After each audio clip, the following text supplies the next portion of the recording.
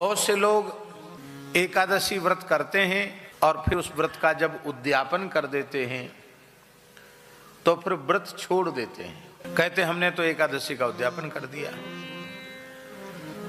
तो एकादशी इस प्रकार का व्रत नहीं है कि उद्यापन करके उसका त्याग कर दिया जाए। उद्यापन वो व्रत के संपूर्ण फल की प्राप्ति के लिए है, जिसमें हमको वर्ष भर की एकादशियों का महात्म्य एक साथ सुनने को मिल जाए, सभी एकादशियों के पूजन का अवसर मिल जाए और ब्राह्मणों का, संतों का सम्मान करने का, उनकी पूजा करने का, उनको फलाहार और उनको पारण कराने का सौभाग्य मिल जाए। यही उसका प्रयोजन है। उद्यापन भी करना चाहिए, इस बहाने विशिष्ट पूजा का अवसर मिल जाता है।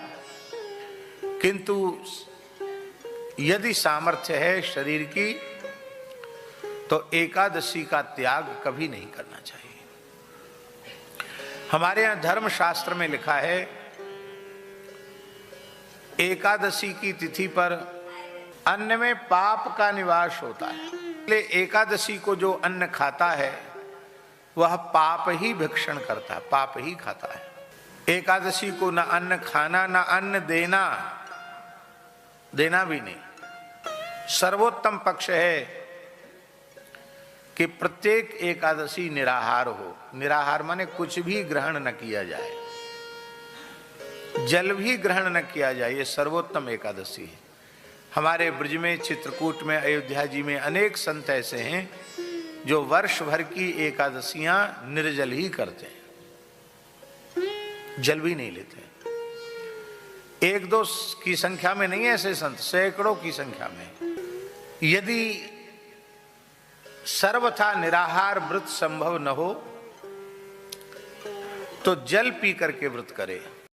जलाहार से भी संभव न हो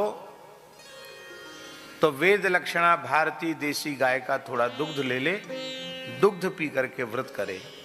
दुग्ध से भी संभव न हो तो आपके स्वास्थ्य के अनुकूल जो फल हों उन फलों को खा करके आप व्रत करें।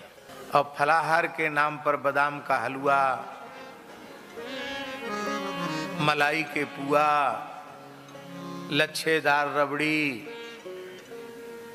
और सिंघाड़े का हलवा और क्या क्या चीज बनती, कूटू की पूड़ी, महीना भर में जितना नहीं खाया गरिष्ठ उतना एक दिन में खा लिया।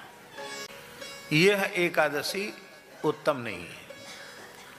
हाँ, इतना जरूर है कि ऐसी एकादशी करने वाले अन्न खाने के दोष से बच जाएंगे, बस इतना है।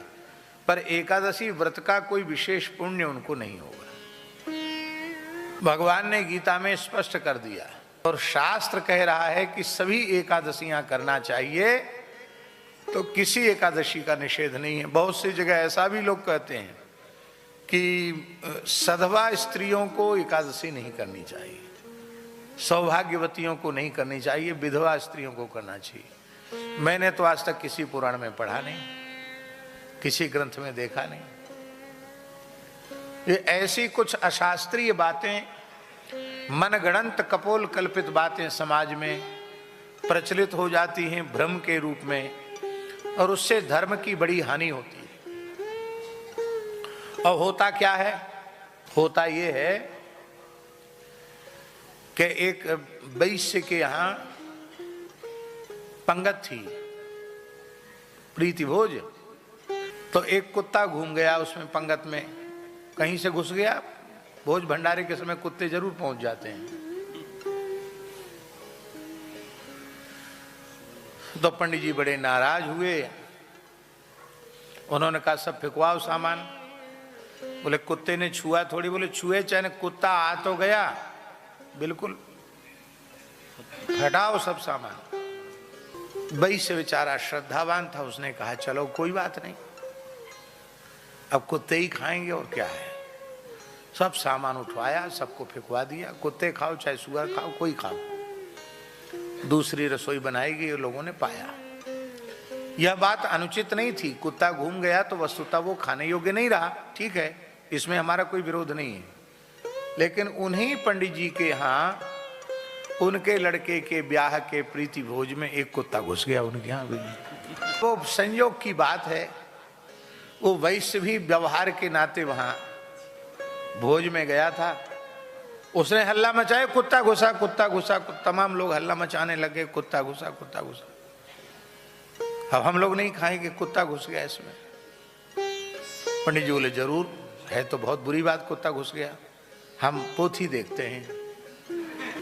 तो उन्होंने पोथी देखी, बोले वाह किस रंग का कुत्ता था? बोले लाल रंग का था। वो वाह क्या कहना, बड़ा शुभ होता है, लाल कुत्तम परम उत्तम। किसी पोथी में नहीं लिखा कि काला कुत्तम अधम और लाल कुत्तम उत्तम, लेकिन इसी बात की तो पंडिताई है। आप तो पुरुषों के वचन प्रमाण होते हैं। व्यास आदि ऋषि आप तो पुरुष हैं, उनके वचन प्रमाण हैं।